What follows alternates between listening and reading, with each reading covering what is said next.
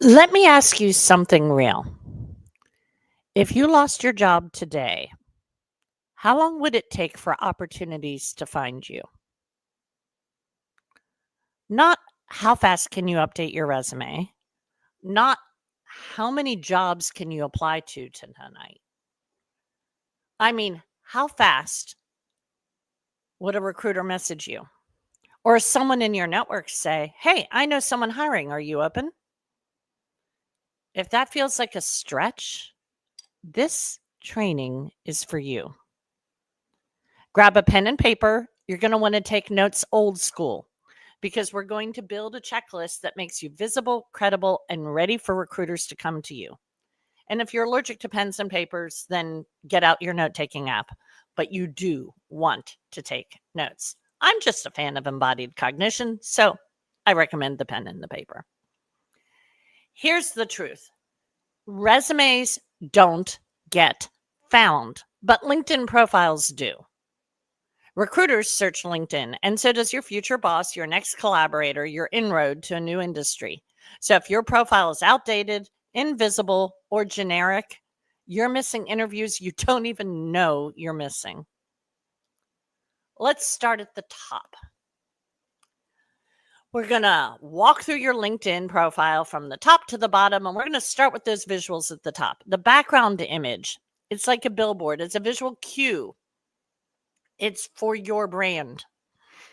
If you don't have one, you're wasting space. If you have something generic, you're also wasting space. It's just prettier.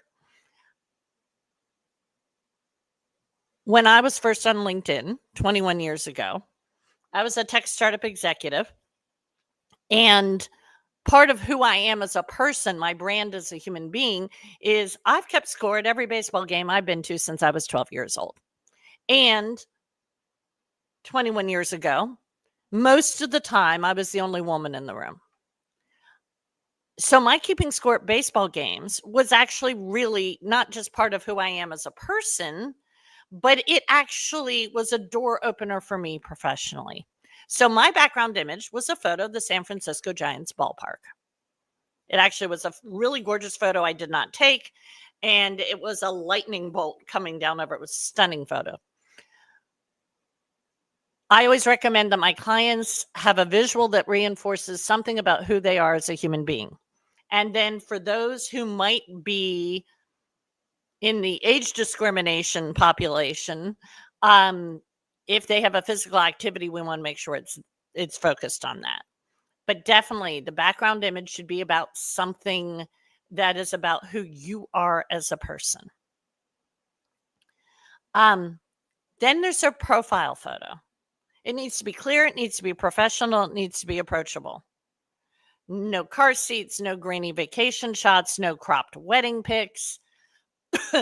And it needs to be reasonably appropriate to your age. I work with a lot of folks in their 30s. Sometimes they still have photos up there from when they were in the early stages of their career and they look like they're 15, but they were really 23. No, if you are 35, your photo needs to look like you're a grown up. If you're a guy and you now have a beard and you don't have a beard in your LinkedIn profile, you gotta fix that kind of thing. My first question for you for your notes is, what does your background image and profile pic say about who you are? And I want you to look at them right now and write one word for each. And then if you feel like sharing, share it in the comments or send it to me in the DMs. But definitely make note. Then there's your headline. And when people work with me to do a LinkedIn profile upgrade, the headline is actually the last thing we do. Because it's that important. And I want to be so in zone before we come up with that language. The headline is 220 characters or so of prime SEO real estate. It shows up in searches. It shows up in when you're commenting. Well, the very beginning part of it does. It shows up everywhere. So I have kind of a cute joke about this. I have a former client who's also the father of a former client. He is a career sales guy, sales leader, and he tells people about me all the time. That's like a positive version of bless his heart. Like, it's really wonderful. So one day he was telling somebody that who was out of work, an out of work director level or above guy. He's like, you need to work with my coach. And the guy looked up my profile, and the first letters under my name are ADHD. And the dude's like, well, she's not an executive coach. She works with people with ADHD. All he saw was the first letters. And my comment, because my former client was saying, Wendy, I think you should change your headline so ADHD isn't the first word under your name. And I said, isn't that interesting? All he read was ADHD, and he didn't read the rest of my headline, which would have clearly told him that I'm an executive coach. I don't only work with people with ADHD.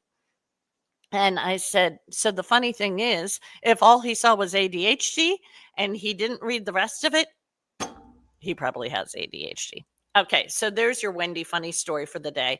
But here's the scoop. If commenting is part of your strategy, and given the length of job searches these days, it probably needs to be, all people are going to see is usually the first two words under your name. So what that means is we used to get creative. I always talk about the charismatic CFO. Well, these days, I wouldn't have the charismatic word as her first word, because they may not get to the CFO and nobody's going to hire charismatic. They are going to hire the charismatic CFO because that is a superpower. And if you haven't met a CFO, let me tell you, they're introverts. They're good humans. They are not extroverted, and they are not charismatic, as a general rule of thumb. So because commenting is probably going to be part of most people's strategies, certainly for long game career strategies, if not for your job search strategy, you do want the first two words under your name to be very dialed into what your next job is. So the rest of it can actually be other things. So, you're not just going to say HR professional because that's generic, boring, and doesn't really say much.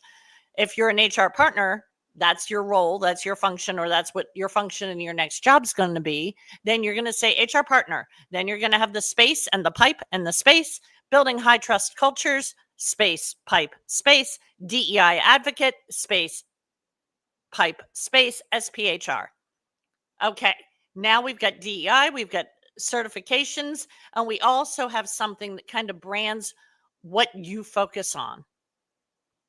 Super powerful. I will tell another story. I had a client who was getting a PhD at Princeton and realized while getting their PhD in biochemistry that they love data, not biochemistry. And so they called their parents, who were software engineers, and dad worked with one of my former clients, and said, I don't want to do this. I want to be a data scientist. And dad talked to his colleague and said, I need a career coach for my kid. He's graduating from Princeton with a PhD, and now he wants to be a data scientist. How on earth is he going to convert into that?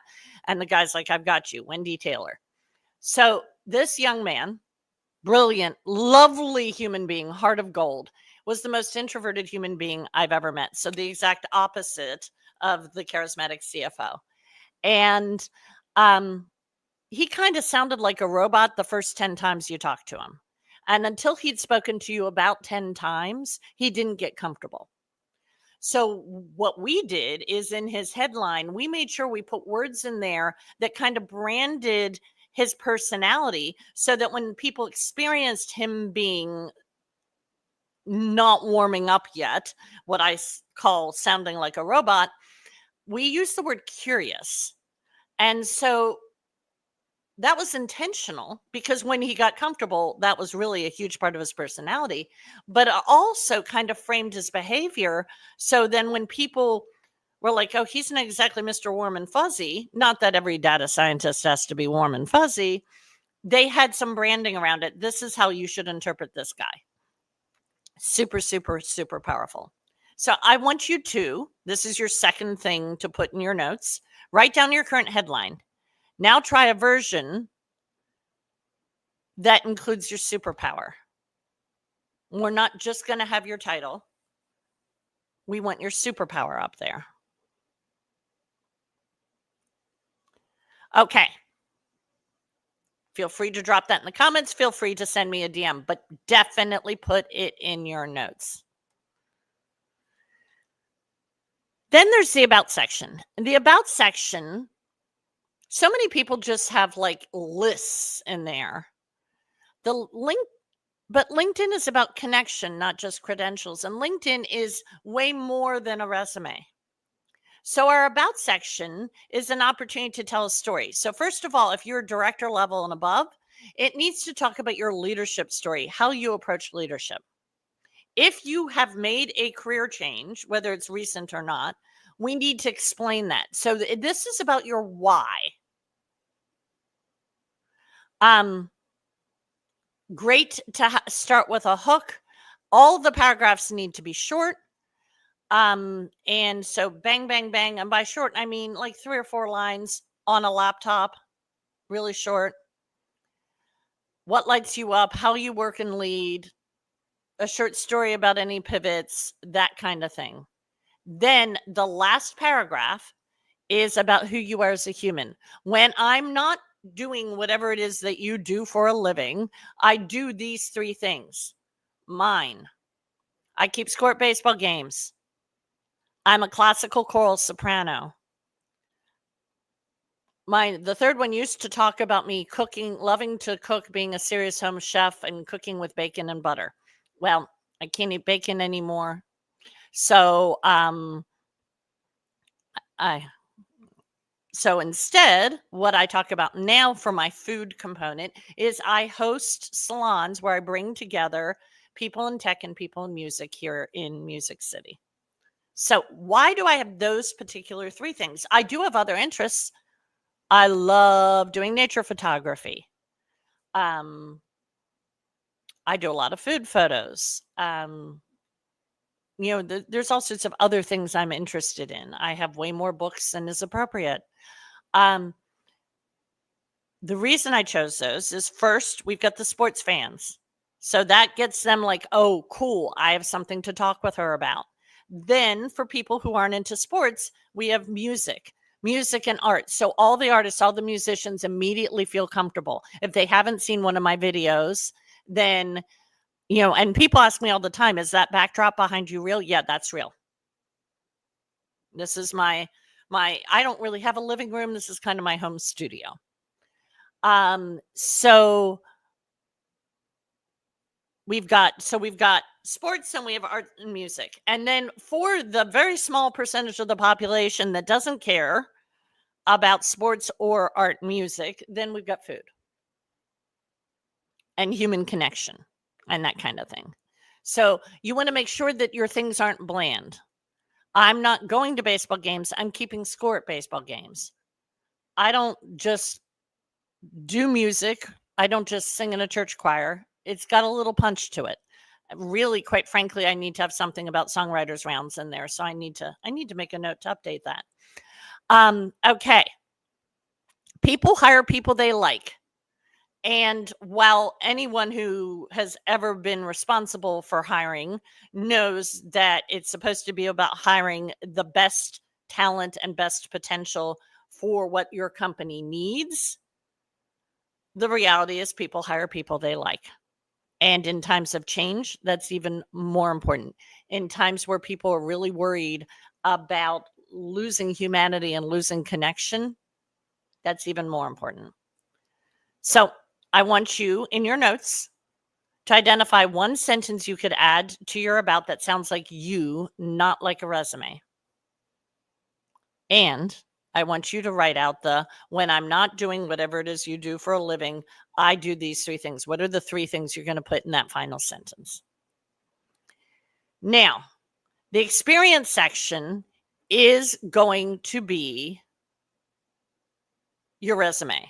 So it's going to be 5 bullets for more recent jobs. And if we're going back in time, it can be 3 bullets. The first, second, and fifth bullets are the ones that have the most relevance to the jobs you're looking for next, whether you're in an active job search or not.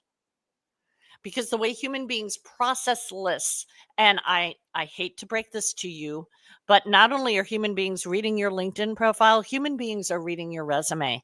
They have about 27 seconds. Nobody has an attention span these days, even if you don't have ADHD. You have to make it easy for them to see what you got done at your last job so that they know that you can do the thing that they need you to do at their company, whether they're a recruiter or a hiring manager. Okay. So the strong active verb measurable result or strong descriptive language where there aren't measurable numeric results. That's what we're going to do here. And it's the exact same thing as the experience section and chronology on your link on your resume. So 5 bullets for the more recent things, 3 for the ones that go back in time for folks who are have a longer career duration, and first and third for the 3 bullets, first, second, and fifth for the 5 bullet ones. Why that? Because if a human being that is stressed out and has no time and has 27 seconds to look at your resume and your LinkedIn profile, what they're going to do is they're going to kind of sort of process the first 2 bullets, and then they're going to be skimming super fast and to get to the last one looking for the next job. So that's why first, second, and fifth if they're 5, first and third if they're 3 bullets. Now, some time ago, LinkedIn added a new, well, they're always adding new features. God bless them and bless their hearts.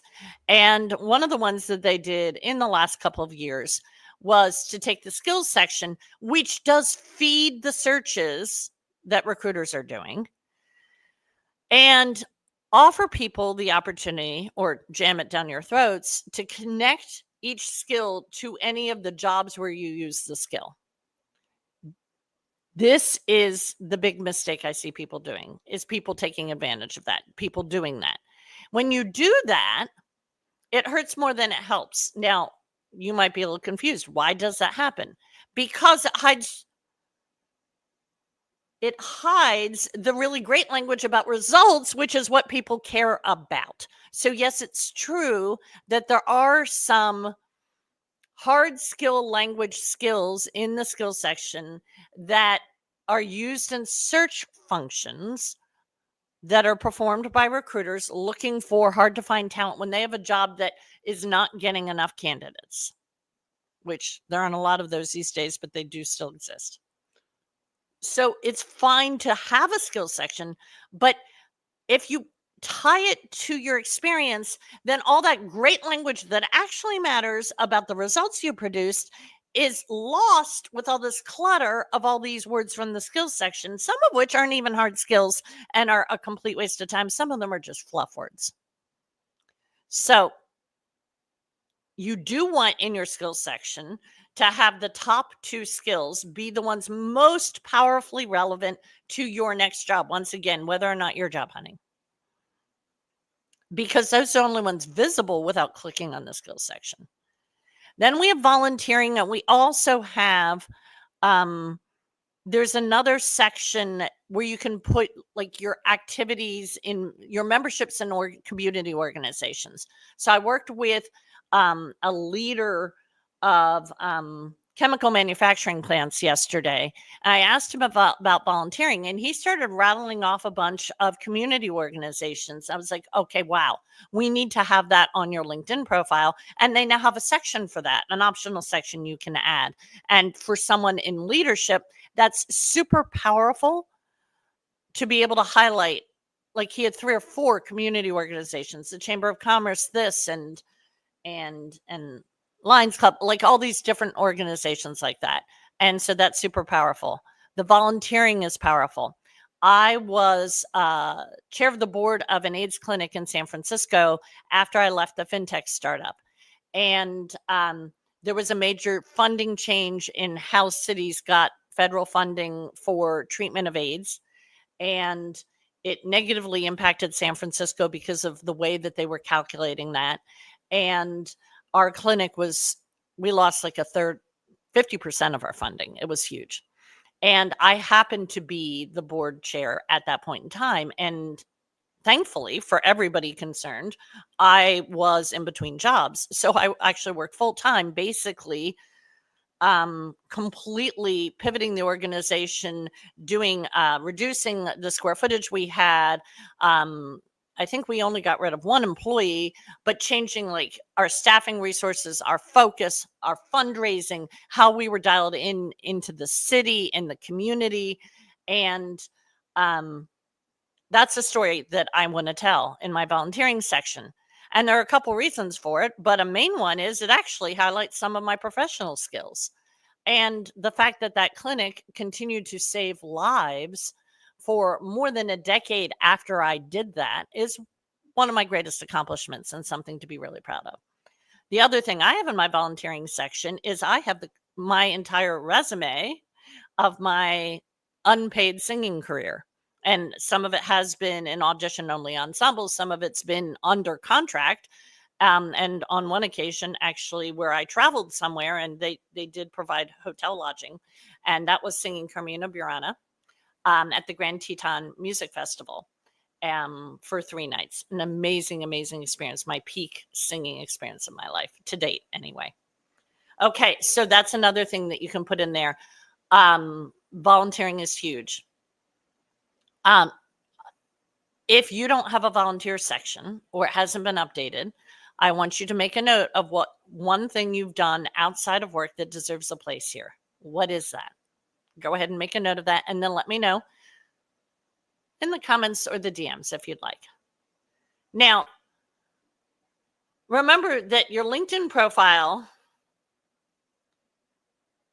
is actually the foundational piece to your network.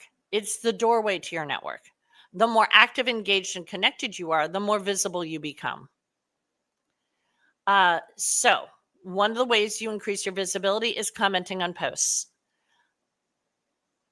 Logically, you might say you should comment on posts by thought leaders in your field. If you're a product manager, thought leaders in product management, that kind of thing. If you're a startup leader, thought leaders in startup leadership and VCs.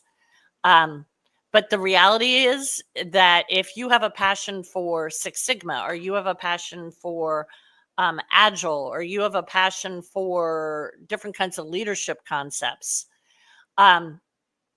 engage with posts on that. And that's a great place to connect with new people to expand your network. So when you when you have your list of 5, 10 or so or more, but just start with 5 or 10 people who regularly write posts and get people, and people are emojiing and commenting. Set aside time to look for those posts, make a comment, and then connect with the other people who commented and the people who emojied. Those are people you want in your network because they understand how LinkedIn works. Now, LinkedIn obviously is a great place to reconnect with former colleagues. And if you see the writing on the wall or you've been laid off, you want to make sure you connect with former colleagues and external facing people you knew in your old role. You want to make sure you celebrate wins in your network. LinkedIn's notifications will tell you in your notification section when people are celebrating work anniversaries, when they're celebrating birthdays, when they're celebrating new jobs, when they're celebrating things their company accomplished. You want to celebrate those things. Be a good human. Then, when you meet people at events, add them. You can use the QR code option. If you're less technical, you can just actually type the person's name. Some people will hand me their phone and say, find you on LinkedIn for me. Do that. Now, my tip, you need to be the one to send the connection request. Never put that responsibility on someone else because you want to be in control of that. Now, so my 5th prompt for you in your note taking today is to list 3 people you could reconnect with this week. Someone, doesn't matter what part of your life, and you don't need to think about whether or not you think they can open a door or be part of your next opportunity, because actually the power of the LinkedIn network is who the people you know. It's the second degree connections. So it doesn't matter whether you think that they can open the door for you. LinkedIn will make it easy for you to find out who they know that you need to be introduced to. So the more people you know who actually are either big on building online community, that's why the commenting and interacting with the other commenters is good, and everybody you know in real life. That includes, if you're a parent, the other parents for your kids' baseball team, the other parents whose kids go to the same dance studio as your kid, the other parents in church youth group. We want to make sure that you're connecting with your real life people. Super, super, super important. Also, high school and college friends, especially if you're under 40. But, I just reconnected on LinkedIn with my best friend in second grade. Isn't that cool? Yeah. We have not seen each other since we were 10 or 11 years old. Okay. Now, if you're waiting to update LinkedIn until you need a job, you're already too late at that point. Layoff proofing your profile means you're findable, you're credible, you're active, and you're connected. And you want to do that now.